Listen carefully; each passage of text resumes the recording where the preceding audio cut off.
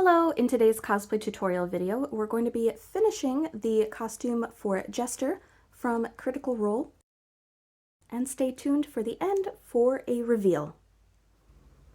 For Jester's horns, I used the 3D file from Indigo Props, and the way this file is intended is it's supposed to have holes in the horn, and then it has this extra piece that goes under the wig with prongs, and then they'd snap together and the horns look like they're just coming out of the wig.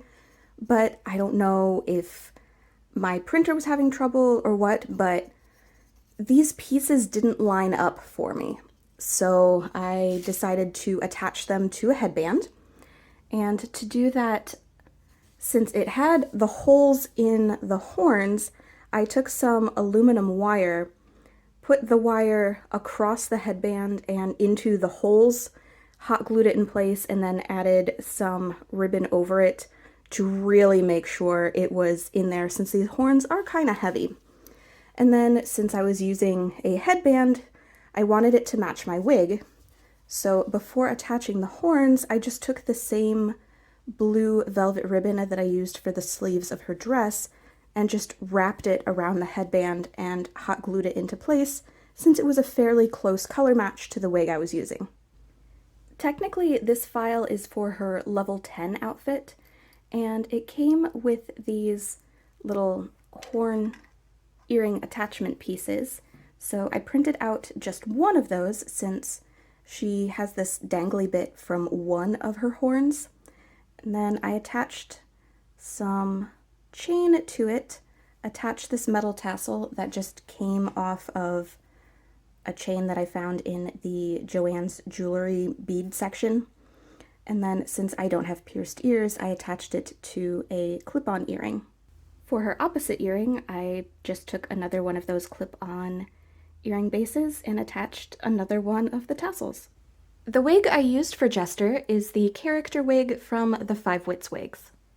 Since I didn't want to worry about painting my arms and hands blue for this costume, I got some long light blue spandex gloves from Amazon and also got some fake nails to make them look a little more realistic. I then painted the nails to match. The nail polish I ended up using was a bit more purple than I expected. I was hoping it'd be a bit more blue, but I think they still end up looking okay. I then glued the nails to the gloves.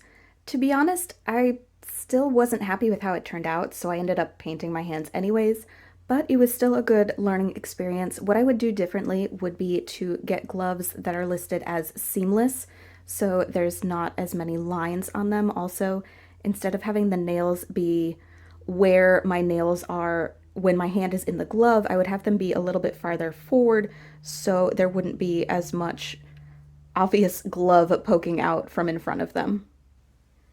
Jester wears little blue fingerless gloves, so while a stretch fabric would be ideal, the linen that I used for the skirt had just barely enough stretch in it that I was able to squeeze it over my hands. So I made a very basic pattern with a little hole for the thumb, used a serger for most of it, hemmed the rest, and now we have a little tiny glove. I cut a basic tail shape out of some blue fabric, and then we're going to sew all the way around, leaving a little bit at the end so it can be turned right side out. Then trim away the excess seam allowance. Turn the tail right side out and stuff it filled with polyfill, and then we're going to fold the raw edges inward and sew the top closed. To make a waistband, I sewed together some scraps of elastic, which is why it looks a little funny, and then I sewed the tail to it. For the wrap around her tail, I cut a piece of silver vinyl fabric, folded the edges inward, and sewed them into place. I wrapped the silver vinyl around the base of the tail, hand sewed it into place, and also added another one of the silver tassels to it. I wore the tail underneath the blue skirt so it would look like it was poking out. For Jester's Traveler symbol, I used a file that I got off of Thingiverse. I'll put a link to it in the description box below. and it was 3D printed, but it didn't have the little gems on them, so I just took some clear plastic gems, glued them on, and then painted them the colors they needed to be. And since the hole was too big for a jump ring, I just took a little bit of chain, wrapped it through, and then attached that bit to a jump ring. Now, for the chain that the symbol hangs off of, you could use beads, you could use thread. I decided to be a little bit extra and made a chain using some eye pins and some gold colored beads, but again, that was being very extra. And then on the end, I attached a clasp so that it can be connected to itself to keep it on the belt. For Jester's braided belt, I started by taking a belt from the thrift store that had a large circular wooden buckle on it, ripped the buckle off, spray painted it silver, and then made the rest of the belt. So to do that, I cut a piece of brown pleather with a slit in it so that it could wrap around the buckle, and then I cut slits into the pleather and braided it.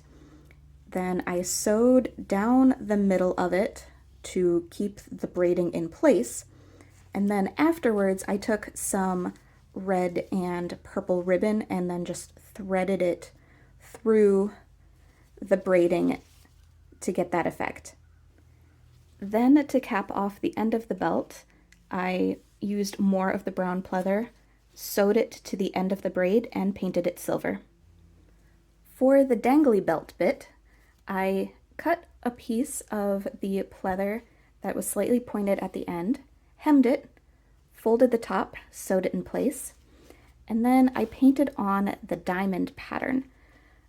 This way it has a loop at the top and I can just thread it on to an existing belt. I borrowed a brown belt from my husband's closet and used that to attach everything to the costume. And with that, Jester is done. And now, here is the reveal.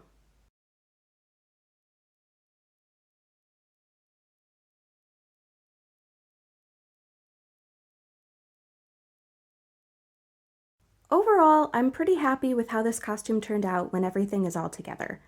I know this video is going up now, but I actually made this a year ago and I learned a lot from doing it, so I'm very happy that I made it, even though looking back there are definitely some things that I would improve on and some things that I would change, but it also showed me that I really enjoy making fantasy costumes. So if there's any costumes you'd like to see me make, let me know in the comments below. Thank you to Brittany Lee Artistry for doing the photos for this costume, and for all of you for watching.